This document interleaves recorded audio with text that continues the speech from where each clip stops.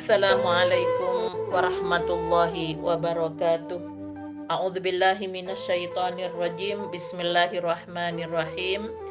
Alhamdulillahilladzi arsala rasulahu bil huda wa dinil haqqi liyudhhirahu 'alad dini kulli wa kafa billahi syahida. Asyhadu an la ilaha illallah wahdahu la syarikalah wa asyhadu anna Muhammadan abduhu wa rasuluhu la nabiyya ba'dah. Pemirsa dan pendengar yang dirahmati oleh Allah, karakter perempuan berkemajuan pada bagian ketiga, yaitu dalam berakhlakul karimah. Menurut Imam Al-Ghazali bahwa akhlak adalah sifat yang tertanam dalam jiwa yang menimbulkan perbuatan-perbuatan dengan gampang dan mudah tanpa memerlukan pemikiran dan pertimbangan. Sedangkan akhlakul karimah adalah kualitas perilaku, kualitas ucapan yang mengandung nilai-nilai mulia. Untuk itulah mengapa perempuan diharapkan menampilkan dirinya dengan akhlakul karimah. Dari perilaku dan ucapannya yang diharapkan bisa mengandung nilai-nilai mulia. Karena menurut kodratnya perempuan mengandung, melahirkan, menyusui. Nah, disinilah ada kedekatan generasi yang tumbuh dan berkembang yang terkait dengan kebiasaan-kebiasaan yang dilakukan oleh perempuan. Itu tentunya banyak berdampak pada perilaku generasi yang dilahirkan, yang dibesarkan itu pada tahapan perkembangan berikutnya. Sehingga Rasulullah Sallallahu Alaihi Wasallam digambarkan di dalam surat Al-Qalam, wa innaka la'ala khuluqin azim. Sesungguhnya kamu benar-benar berbudi pekerti yang agung. Jadi Rasulullah Sallallahu Alaihi Wasallam ini yang pantas kita teladani. Dalam surat Al-Ahzab ayat 21, laqad kana lakum fi rasulillahi uswatun hasanah. Sesungguhnya telah ada pada diri Rasulullah itu suri teladan yang baik bagimu. Liman kana yarjullah wal yaumal akhir wa dzakarallaha katsira. Bagi orang yang mengharap rahmat Allah dan kedatangan hari kiamat dan dia banyak menyebut Allah. Jadi di dalam kehidupan bahwa kana khuluquhul Quran, akhlaknya Rasulullah itu adalah perilaku-perilaku yang diajarkan di dalam Al-Quran, yang kemudian menjadi tampilan di dalam kehidupan pribadi, keluarga, maupun bermasyarakat. Nah, Rasulullah Sallallahu Alaihi Wasallam dalam sabdanya, innama bu'istu li utammima makarimal akhlak. Aku diutus tidak lain untuk memperbaiki akhlak. Kok bukan memperbaiki akidah atau syariah? Karena akhlak ini menyangkut banyak hal. Ada akhlak terhadap Allah, mulai dari takwa, cinta, ridho, ikhlas, khauf dan raja, tawakal, syukur, ada taubat. Sehingga kalau akhlaknya kepada Allah sudah bagus, maka akidah dan syariahnya pun tentunya akan baik pula. Kemudian akhlak terhadap Rasulullah seperti mencintai dan memuliakan Rasul, mengikuti dan mentaati Rasul, mengucapkan sholawat dan salam. Jadi aturan-aturan itu di dalam kita beragama, kalau kita beriman, kita berakhlak kepada Allah dan Rasul-Nya, tentunya iman kepada Allah dan Rasul secara otomatis pasti akan bisa kita lakukan. Nah, kemudian ada akhlak sebagai pribadi. Setidaknya sidik, ada amanah, ada istiqomah, ada pemaaf gitu.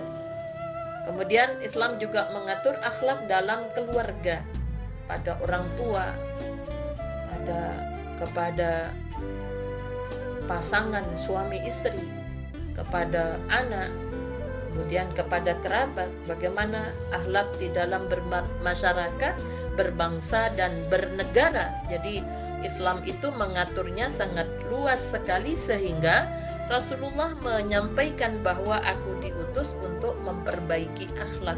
Kalau akhlak itu sudah bagus kepada Tuhannya, maka tentunya akan tertib kepada persoalan yang lainnya. Sehingga setiap kita sebagai muslim dituntut untuk meneladani perilaku Nabi Sallallahu Alaihi Wasallam dalam mempraktekkan akhlak yang mulia, yang dikatakan akhlakul karimah, sehingga menjadi uswah hasanah. Untuk itulah pendengar yang dimuliakan oleh Allah, maka perempuan diharapkan dalam pergaulan, di dalam rumah tangganya, kemudian dalam masyarakat yang diawali dari yang paling dekat, yaitu dengan tetangga, bagaimana dalam berkegiatan dengan masyarakat kita menjadi tamu dan menerima tamu, sehingga pergaulan perempuan dalam pandangan hukum Islam itu diatur yang terkait bagaimana pergaulan di dalam rumah tangga yang perlu memang mencerminkan nilai-nilai yang mulia. Jadi seperti bagaimana perempuan sebagai putri yang diharapkan berbuat baik kepada orang tuanya, kepada saudara. Kemudian setelah menikah, ada kewajiban yang harus dilakukan oleh seorang istri terhadap suaminya. Ya, menjadi istri harus bersikap patuh, taat, serta hormat pada suaminya. Hal itu supaya benar-benar dilaksanakan dengan tulus serta ikhlas, baik di depan suami maupun di belakang suami, selama suaminya adalah suami yang mengajak taat kepada Tuhannya. Kemudian yang kedua, bersikap sopan santun serta ramah, menampakkan kecintaan dan kepercayaan yang penuh terhadap suami yang dibuktikan dengan gerak-gerik maupun tingkah laku dan tutur kata yang lembut serta mengandung nilai-nilai yang memuliakan. Kemudian bagaimana seorang istri yang sudah menikah tentunya tetap menghormati kedua orang tua sendiri dan juga kedua orang tua suami. Itu adalah suatu kewajiban utama yang dipikulkan oleh Allah kepada setiap muslimah.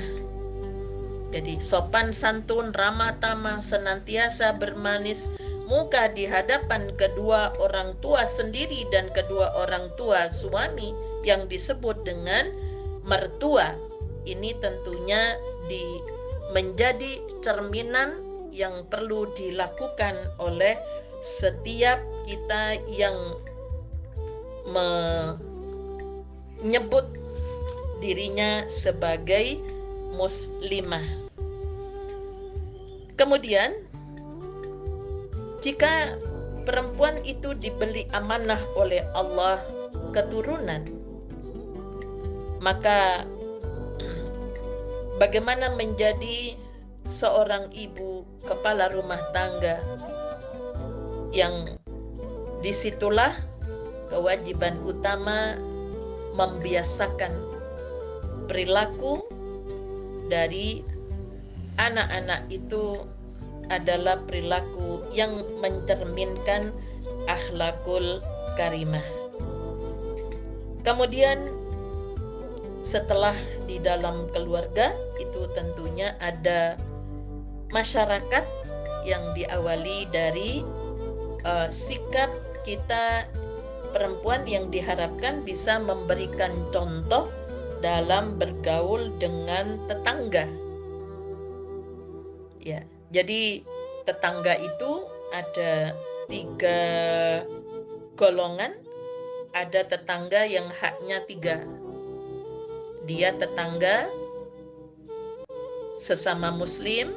Yang ketiga ada hubungan kerabat. Yang kedua, tetangga yang haknya 2. Dia tetangga dan sesama muslim. Ada tetangga yang haknya hanya 1, yaitu hanya tetangga, dia bukan keluarga dan juga tidak ada hubungan berkaitan dengan kesamaan dalam keyakinan. Nah, untuk itulah maka di dalam bertetangga, hak-hak tetangga perlu kita utamakan, ya. Jadi bagaimana ramah, bagaimana saling kunjung mengunjungi, saling bantu membantu, terutama dikala terjadi kesusahan. Nah, ini perlu dikenalkan. Kadang-kadang dari zaman yang sudah berubah, ya, banyak anak-anak muda yang sekarang tidak kenal dengan tetangga sekitarnya. Ya, kalau dulu biasanya bermain bersama anak tetangga, ya sekarang kadang-kadang karena sama-sama sibuknya, ya, kemudian di perkotaan yang sudah terhalang dengan pagar-pagar sehingga dengan tetangga sebelah kadang-kadang tidak saling kenal. Maka perempuan sebagai ibu itu perlu memberikan contoh-contoh kepada anak-anak perempuan kita, ya, untuk belajar menghormati tetangga yang ada di sekitarnya. Nah, ini memang bukan pekerjaan yang mudah, ya, ketika lingkungannya itu juga berbeda. Tentunya itu dirasakan berat untuk langsung berhubungan dengan tetangga yang memiliki karakter yang berbeda. Nah, kemudian bagaimana ketika menerima tamu dan bertamu? Nah, itu juga diajarkan, ya, di dalam Islam yang dimulai dari perempuan yang harus memberikan contoh, ya, sehingga kalau bertamu ada aturan-aturan masuk rumah orang lain, ya, atau di satu tempat perjamuan harus didahului dengan salam, menghormati menurut adat dan tata cara masing-masing. Nah, masuk ke dalam rumah melalui pintu depan dan duduk di tempat yang telah dipersilahkan oleh tuan rumah. Nah, kemudian yang berikutnya, jika tamu atau orang lain yang datang hendaklah berdiri sebentar, bersalaman, berkenalan, kemudian duduk kembali. Nah, ini di akhir-akhir ini sudah mulai sedikit demi sedikit kebiasaan baik itu sudah mulai hilang. Nah, bagaimana kalau kita yang menerima tamu, ya, ini tamu itu harus dihormati Jadi tidak usah tebang pilih, ini tamu dari keluarga suami, ini tamu dari keluarga dirinya sebagai istri, itu tidak boleh dibeda-bedakan. Nah, maka tetap memberikan jamuan, kemudian dengan apa yang menjadi kebutuhannya, ya itu untuk misalnya dia kepingin tahu minta antar di sekitarnya, ya ini diusahakan supaya mereka tidak banyak kecewa. Bahkan kita sebagai tuan rumah juga ya selalu minta maaf jika ada sesuatu yang kurang dalam penerimaan sebagai tuan rumah. Pemirsa dan pendengar yang dirahmati oleh Allah, jadi akhlakul karimah sekarang yang sangat dimaksimalkan yaitu kebiasaan jujur, ya, yang dikatakan dengan bersikap benar, ya, yaitu bentuk-bentuknya sidik itu, ya, sifat sidik, amanah itu adalah satu yang memang terkait, ya. Jadi kapan, dimanapun, dan kepada siapapun, ini memang perlu perempuan membiasakan di dalam keluarga itu. Jadi misalnya jujur dalam perkataan. Jadi yang berkata benar, menyampaikan informasi, menjawab pertanyaan, ya, melarang dan memerintah ataupun yang lainnya itu jangan sampai keluar dari kebenaran, sehingga Rasulullah telah memberikan tanda-tanda orang munafik. Itu ada 3, ada 4, di antaranya kalau berbicara banyak bohongnya. Kemudian benar dalam pergaulan.